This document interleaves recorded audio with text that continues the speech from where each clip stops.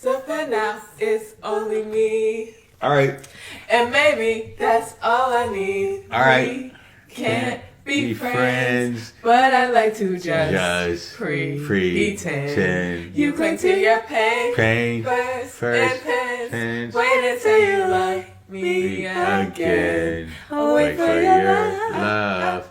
I'll wait for your love.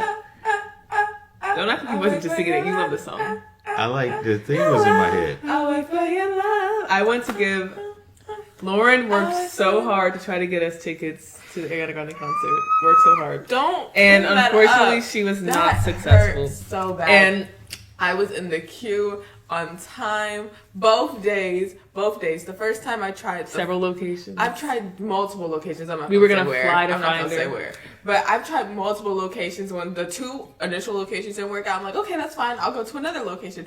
Girl, I was in the queue and I found a ticket. And it was a good seat. Amani said she did that too. $400. Amani said she traveled for $300. It was $400, and it was close. It was only one left, and I was y'all should have bought them. I thought Amani should have bought hers. And you should have bought yours. No, but ours were in different locations. We were talking about this yesterday in class. Oh, mine was because we weren't planning to do Dallas, but the ticket I found was in Dallas, and I was like, I'll go to Dallas. Like, give me love, give me love.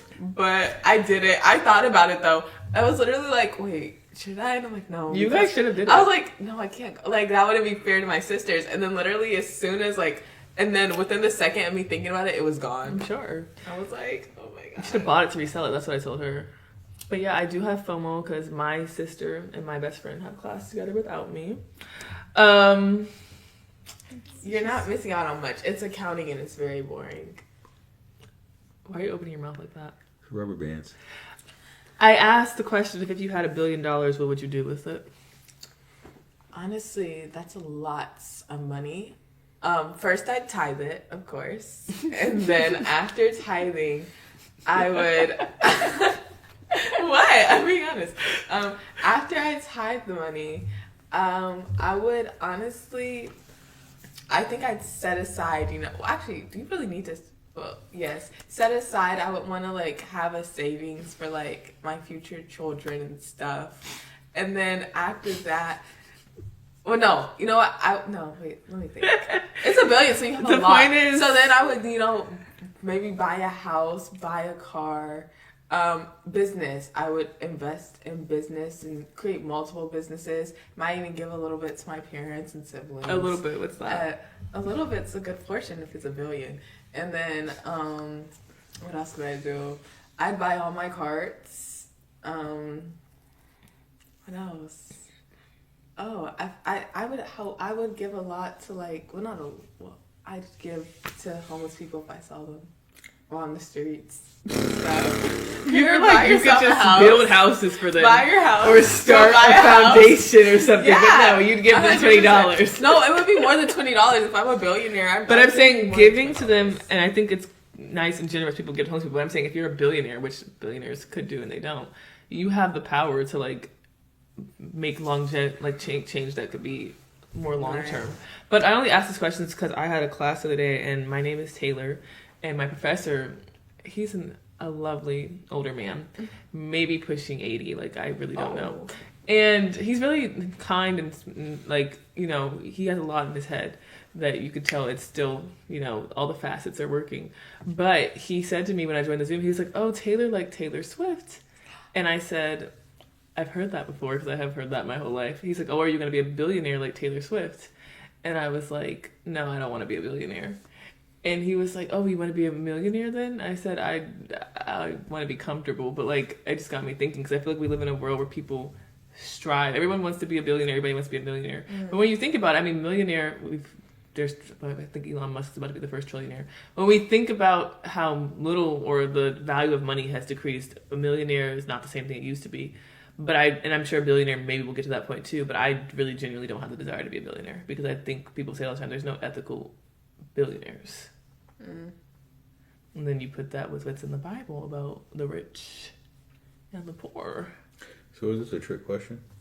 No, I really wanted to hear your thoughts. She said if you had a billionaire. I think Honestly, I don't think it's a trick question. I think most people think that way. Most people think if I had $1 billion, I'd do all this stuff. And it's if I had $1 billion, you would do a lot. But I don't think I'm getting to a point where I'm like, I don't think I want $1 billion. I will not be. I know I won't be poor or living in a, or not having what I need or even what I want sometimes. But it's like to like deprogram yourself. Like, why do you need $1 billion? You can't even like. I think it's Bill Gates who's currently trying to. He's trying to get rid of all his money before he dies, and through various things. And I'm like, oh, hello. Like, for real, like. But not really. But not necessarily because I want your money. I would just be like, oh, for school or something. Yeah, for school. But I don't. The concept of money of like having it in excess of, like I said, being comfortable, having what you need, being able to do what you please. That's great. But at a certain point, it's like, you don't need this much money. Yeah, when Lauryn was giving her list, realistically, I don't even think she made it past 10 million with what she said. That's what I was saying. That's what I literally said. Could you even spend it all? Yeah, all the stuff that you were naming, you could probably easily do without even giving to $500,000. And it's also, I mean, not $500,000, like 500 million.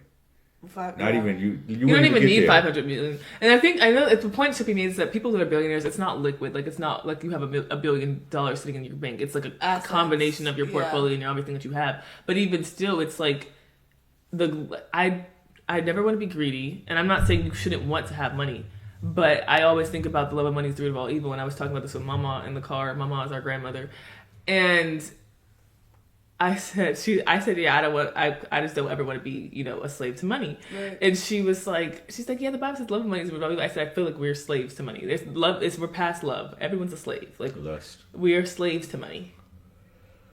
Because if you say that somebody money's the root of all evil, they'll be like, no, the love of money is the root of all evil. I'm like, well, you do love money, don't you? You do put money before the people, don't you? Yeah, I mean, I was thinking about your question. I think to that point, it kind of gives a reflection of your heart of what immediately you think you would do when you would get the money. Because, I mean, I would want to do a couple things personally. I'm not going to lie. What's the first thing I said I'd do? You say you retire, right? But I'm saying I would want to do. I'd pay off the house. I'd probably get another house somewhere else. I'd need 2 houses. Well, I can make it a retreat space for people when I'm not using it. But I like that. I like the housing option for homeless. You said you'd give them money. I'm gonna build a complex. You can build them a whole complex with instructors, a great thing. And meal plans, and financial literacy, I would. And but jobs. I was like, in my mind, I was like, just helping the homeless. I know. But you know what I thought about when you said that? It triggers something else, and I wish these affluent people sat in circles like this instead of trying to see how I can make more for my family and my kids, because this is generational, like 3 or 4 times over that this could pass down if you're going to be selfish and absorb it. But I wish they would have conversations like, what can we do to better humanity? Because when you said the thought about a housing complex, then I thought, who else would I give money to? And then I thought, teachers who get like piss poor funds to pour into your children. And many times in this day and age, they're not just teachers. They have to be mentors. They have to be, because there's some deficiencies at home. So I said I would create a foundation, and I would give a significant amount to the foundation, but then I'd go to athletes and entertainers, particularly athletes, and say, I want to challenge you to give a portion, just like for like for 501 or not 501c3, for your retirement 401ks, like there's a percentage that you give towards investing into your retirement. Could you give a percentage of your salary, even if it's like 0.5% of your salary, to go towards this fund that helps say, teachers, you're worth more than $60,000 or $70,000 if you get that to pour into these children on a regular basis?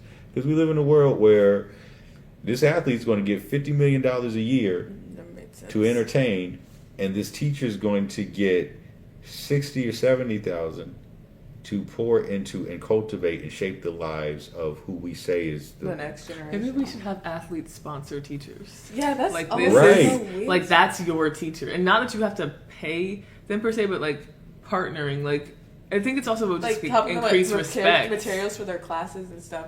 And that's what I do. Yeah. Well, no, I think not just materials for their classes. No, I think the pay, but I'm saying they need to live. I agree. I don't disagree with you. I'm just saying it seems like a simple thing because there's how many athletes are in the world. And another reason I asked this question is because when Eric Sean told me about Neymar getting, I don't even know how much money he got from that man who left him his will, and Neymar already has a lot of money. Mm-hmm. Like there's just like apparently there's money floating around. Yeah. Apparently it's in the air, and like only a few people can grab it. But nobody wants to talk about money, and nobody wants to talk about money. Nobody wants to talk about God, and what's nothing nobody wants to talk about. Oh, I thought you meant for this talk. No, I'm saying in general, like as a society, we have taboo topics that nobody wants to talk about. I think there's been a little bit more transparency, but it's like historically speaking, like you just let people have like you like leave them in their little bubble and you don't ask questions about it. But I think the athletes, I think it sounds like you're saying, I don't want it to come across like you need to give them your money, but when you think about like if you were to give a fraction of, not even a fraction, if you were to give 1/8, right. 1/16, 1/32 of your salary to these people, it would make a big difference. Or if we limit or put caps on how much money they can make, actually, because it's getting outrageous. Right. I think, or where's the money coming from, actually? That's right. Where's it coming from? Players. Where is it coming from? But have the owners have a partnership with a school. Schools. Yeah. Or, that would be cool. And then, so, yeah. Because in another one of my classes, we talk about billionaires and their roles in technology in Silicon Valley and in AI, and how they're kind of all pushing. That's what they're putting their money. They're putting their money into technology. They're putting their money into AI instead of humanity. And I was having this conversation with Mom where it's like, why they feel like they have to keep investing in technology. They have to keep pouring into the next phase of technology to advance the human race instead of advancing humans and humans' well-being and humans' quality of life to advance the human race. And to me, it's like, you have the privilege of that. Like, you have the privilege to feel bored and stagnant in where we are in technology, that you want to focus on building, like, what do they focus on building your chatbots and focus on building your superhuman Android metabots or whatever. But you don't, like, other people don't even have a fraction of your wealth and they're just stuck at, it's not enough for you, if that makes sense. I don't know if I'm like losing you guys. A little bit. Okay, I'm sorry. I think I get the general idea though. I think we're so or billionaires, those that there are no ethical billionaires, and you think about what's his name? Gosh, Carnegie, Rockefeller, old billionaires, or they weren't. I don't know if they. The one Monopoly was. Yeah, I don't know if they were billionaires for their time actually, but old people who had. No, they were billionaires. Old money individuals. Yeah. Their quote unquote their attributes, or they were associated, I should say, with like building Carnegie Center and like giving endowments and like funding things that were supposed to uplift and develop society. Billionaires nowadays build companies and brands that they can keep selling to people so they can make more money, but they're not pouring back into society. And I'm saying their claim is that they need to put money into this technology so that we can further advance the human race. So build AI to help to advance us, instead of building humans to advance us or pouring into humans to advance us. And it's like, to me, you have the privilege of thinking that because you've never gone without. And you feel bored and where we are, like we should have advanced further. But if you grew up the way other people grew up without your money, you would feel pretty, you would think we're in a good place. Yeah. I would hope that there are billionaires that are doing stuff for communities. I would hope that there's, I mean, again, it's billions. So even though they're investing for their own self, fulfillment or whatever, I would hope that they're doing something with that that's impacting. There's stuff that happens behind. They claim that they also say that it's for medical innovation as well, and like, I guess that's up a bit. But for me, it's like pharmaceutical industry. But I don't know. I just think the idea of touching $1 billion kind of like. Yeah, I agree with you. I don't know if I would. I obviously don't want to live in lack, and I don't think we have to live in lack. But I wouldn't want to be infected. There can be a godlike complex and you have more of an abundance than what you need. It says that you don't really need God anymore. You can be God to yourself or to other people. And we do worship money so much. It's scary. Yeah. Great question. I have some questions. Maybe I should just quit my job and I can just depend on my parents. Would you want to do that? Would you rather not be able to taste or not be able to see colors? What did we tell you about the would you rather questions? They're great thinking questions. Just think about it. Would you sacrifice your taste or your beauty of colors? I'd rather see colors. I don't want to answer. So you're not going to eat that chocolate cake? I don't have I'm at a point in my life is also something maybe an episode we can talk about. What? And you would love this episode. I don't believe that food should bring you to be your source of happiness. I think you can have a meal and it tastes good. I didn't say it would be your absolute. No, but I'm just saying, if I could live, not that you need food to live, but I could live without, this tasting amazing. Because it's just food. I love food. I'm sorry. Not seeing color would be tough. Food, I like good food too, but I'm saying I would rather see So you color. want to see in gray? No, I don't want either. I don't want to. You got to pick taste. one. That's I don't the rule have to pick of would nothing. you rather. I don't like would you rather. Food Okay. literally food is just pre-poop. It's not that serious. Taylor, I'm so serious. it's so good. That's why I don't eat fast. I can't I can't fast. That has to be the promo. It's just poop.